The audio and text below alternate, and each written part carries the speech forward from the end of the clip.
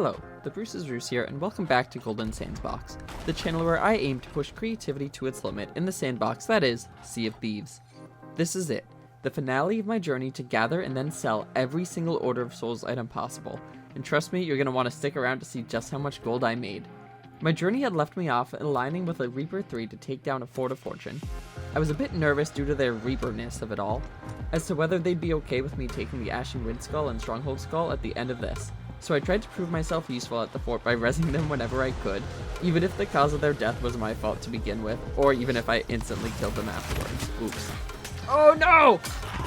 Sorry, hold on, I'll get you again. I clearly had won their favor though, because when the fort was done, I took my skulls, thanked them, and went on my way. This was huge. I sailed straight for the Shrine of Ancient Tears to deposit both skulls into my mermaid bank account, stopping only at Rapier K to retrieve my previously buried Foul Bounty Skull. This left me with only 2 skulls left, an Ashen Hateful Bounty Skull and the Gold Hoarder's Skull. Additionally, as I was getting near to selling, my hope was to finally raise and build Grade 5 Order of Souls Emissary, so that when it came time to sell, I would make the maximum profit on these items. My plan was to start south of the Devil's Roar, put up an Ashen Order of Souls voyage, and then work my way north, ending in the Shores of Gold. The geysers made the Ashen Captain's voyage very easy, and I touched everything Order of Souls I could find along the way on passing islands or shipwrecks that I found.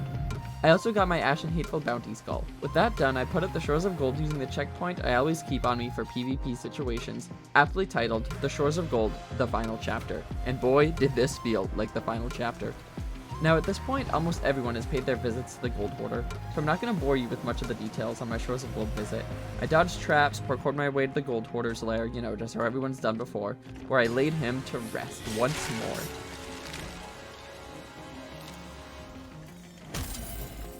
As an aside, the Gold Hoarder's Skelly Pals should despawn upon his death. If I was doing the Shores of Gold for the first time, the Pirate Lord's speech would have been completely destroyed due to these Skelly Bellies. Please, Rare, make them go away.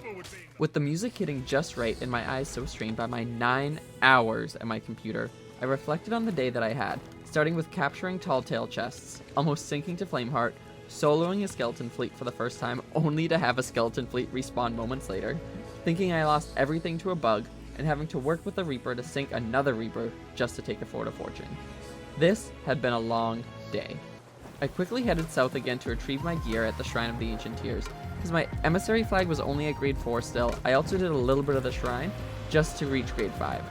With everything in the mermaid statue, I came up to my boat, did an incredibly thorough check for Tuckers, and called every single Order of Souls item up to the surface. At this stage in the game, every last movement was a sigh of relief, so seeing all of my Tall Tale chests and skulls again was a sigh of relief. I was given yet another sigh of relief, when right after calling my loot to the surface, I was server merged, meaning a Reaper 5 that I was worried about was no longer sailing the same waters as I. Now I could go and sell in peace. I snapped a few pictures, tried to get solid angles, and the fog and darkness did everything they could to make this difficult.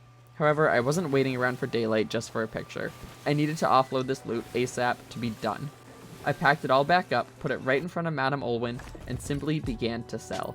It was the most satisfying sell I've ever done in my thousands of hours spent in Sea of Thieves, both because it was a huge release of pressure, but also because everything I was picking up was able to be sold right at the Order of Souls. So, how much gold did I make? Some things to keep in mind when looking at this gold coming in is that this is both with the Golden Glory and Grade 5 Order of Souls Emissary up.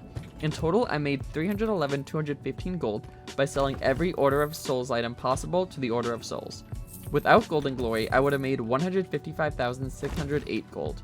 Without Grade 5 Emissary or Golden Glory, I would have made 68,243 gold. Also important to note, the Gold Hoarder's Skull base price is 10,000 gold. It does not get added value with the Grade 5 Emissary flag, but it does double in price due to Golden Glory weekend. Lastly, my Emissary value increased by 728,550 total. This was a blast and truly exhausting. I both never want to do it again, but totally want to do it again with a different trade company. Thanks all for joining me on this journey. While this adventure may be over, my next one involves me and a crewmate kegging our own ship every minute for an hour, so you're not going to want to miss it. Stay tuned for this and more next time on Golden Sandbox.